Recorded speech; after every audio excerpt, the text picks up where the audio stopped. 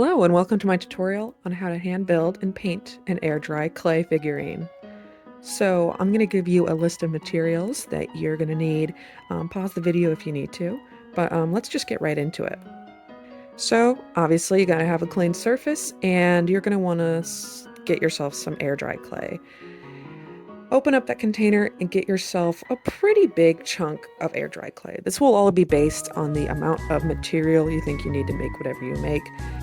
For the base of my animal, which is going to end up being a horse, I am rolling a tube. I'm using both the table and my hands to make it nice and cylindrical, and I'm also hitting it against the table to make the edges flat. So once I'm finished with it, I'm going to set it to the side, and I am going to take a piece of the clay that I pulled out off and start using it to create the legs of my horse/pony that I created. Split it in half, and again I use the table to roll them both into two cylindrical little tubes, definitely smaller than the body that I'm making. Again, this is all based off of what you're trying to create, but if you'd like to follow along specifically to my tutorial, you can do that. So next I'm going to poke a hole in the torso of my horse. The reason I'm going to do this is because I'm going to turn an edge of the leg into a fine point so that the leg and the torso can easily combine to one another. If you just stick them to each other when they dry, they aren't going to bond. This is an easier way of making sure that the two pieces stay together.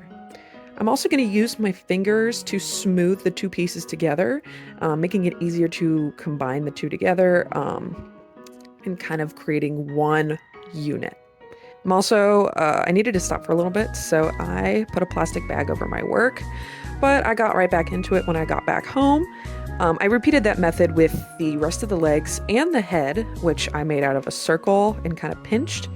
And as you can see right now, I am doing the same thing with the tail of my beautiful pony/horse, making sure to make the edge of whatever I'm sticking on into a fine point so that it can fit into the hole that I created in the body.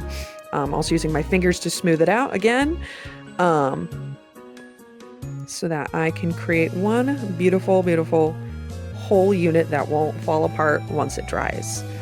Because fun fact about air dry clay, as it dries and the moisture in the clay works its way out, it shrinks. And sometimes when it shrinks, it struggles to hold together and will crack in some places.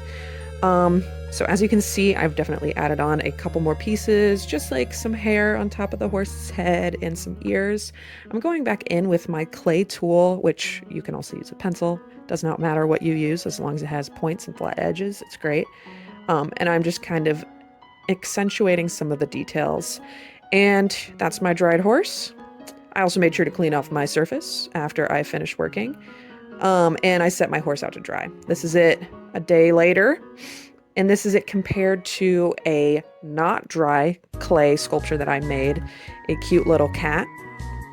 You got to make sure that your clay piece is like bone dry almost. You really don't want to have it kind of yellowing, because if the surface is not dry, then you are not going to be able to put paint on it successfully.